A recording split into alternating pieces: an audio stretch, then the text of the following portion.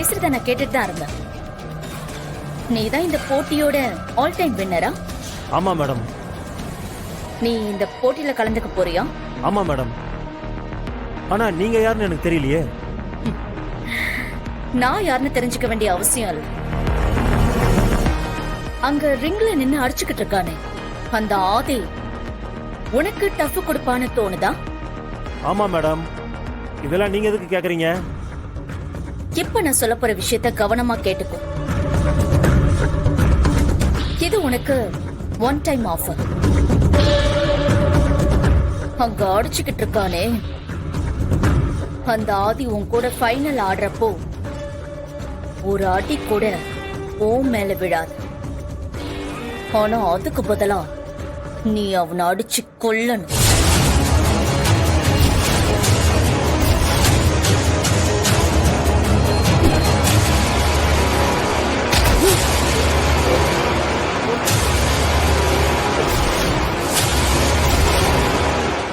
என்ன மேடம் சொல்றீங்க?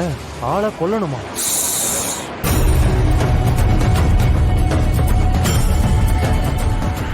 சத்தம் போட்டு பேசக்கூடாது. ஆனா நான் சொன்ன விஷயத்த சத்தமே இல்லாம முடிச்சு காட்டணும். இத பாரு, நீ போட்டியில ஜெயிச்சா வெறும் 65,000 மட்டும்தான் உனக்கு பிரைஸ் அமௌண்ட் கிடைக்கும். நான் சொல்ற வேலையை மட்டும் நீ செஞ்சு முடிச்சிட்டனா 10 லட்சம் ரூபாய். இப்ப ஸ்பாட்ல நான் உனக்கு ஆன்லைன் டிரான்சாக்சன் பண்ணேன். என்ன சொல்ற? டீலா இல்ல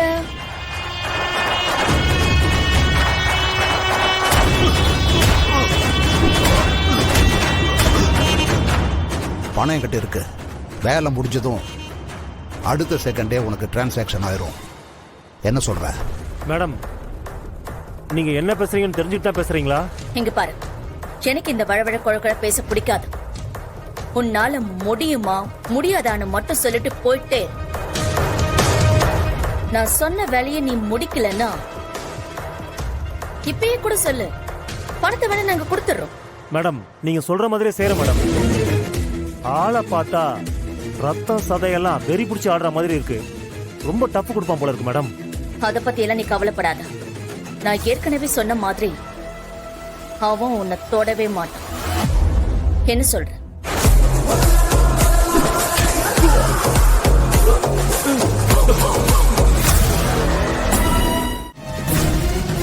மித்ரா, நீ ரொம்ப பெரிய தப்பு பண்ற. இப்ப எதுக்கு நீங்க கடத்தி கொண்டு வந்து வச்சிருக்க?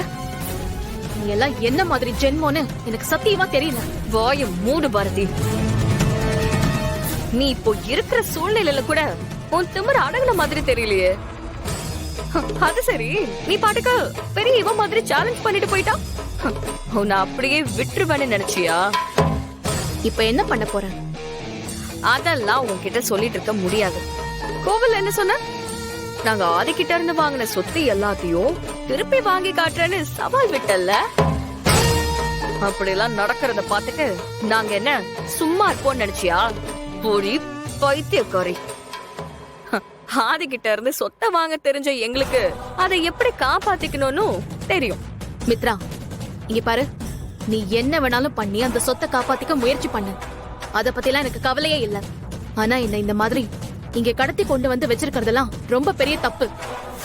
மரியாதையா என்ன விட்டு, அதான் உனக்கு நல்லது.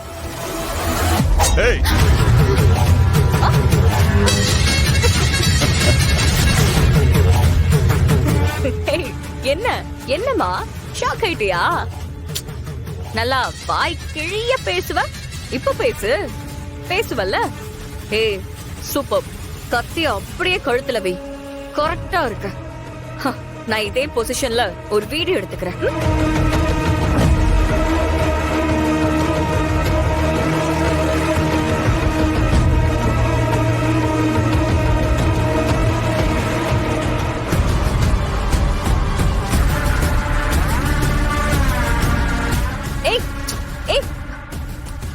பாரதி, எதுக்கு இப்ப இந்த ரிஸ்க் எடுக்கிறா? நீ பாட்டுக்கு தலைய அப்படி இப்படி நாட்டி கழுத்துல கத்தி பட்டு கட்டேற போகுது. அப்படியே இரு கொஞ்ச நேரம்.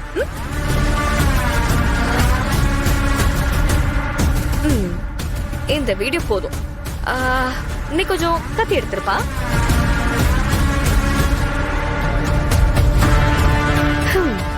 இத அனுப்ப வேண்டியவங்களுக்கு அனுப்பியாச்சு. மித்ரா, நீ இதுக்கெல்லாம் சேர்த்து வச்சு நல்லா அனுபவிப்ப. ஹே, அனுபவிச்சுட்டா போச்சு.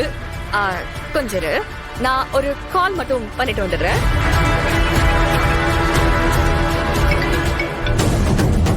சொல்லு மித்ரா. அத்த, நீங்க சொன்ன மாதிரியே ஒரு வீடியோ எடுத்து அனுப்பிட்டேன். சூப்பர் மித்ரா, இனிமே நான் பாத்துக்கிறேன்.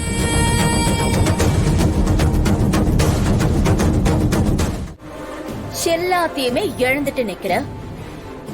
இப்போ உன் பிடிவாதத்தினால நீ ஏஞ்சலா நினைக்கிற உன் பொண்டாட்டி பாரதிய மிஸ் பண்ணிடாத. சாதாரண லோக்கல் காம்படிஷன் தானே இது. தோத்துட்டு உன் பொண்டாட்டிய காப்பாத்தி நல்ல புருஷனா இருக்கிற வழிய பாரு. அத விட்டுட்டு போட்டியில ஜெயிச்சு இந்த பணத்தை வாங்கி நீ நினைச்ச எல்லாத்தையும் நடத்திலான்னு மட்டும் கனவுல கூட காணாத. இந்த பவானி இருக்கிற வரைக்கும் உன் வாழ்க்கையில என்ன நடக்கணும்னு நான் தான் முடிவு பண்ண. புரியுதா? இது எல்லாத்தையும் கேட்டதுக்கு அப்புறம் பிடிவாதம் புடிச்சிட்டு ரிங்கில உன் எதிர்த்தாப்புல நிக்கிறான்ல, அவன் மேல கைய வச்சேன்னு வச்சுக்கோ. அதோட விளைவு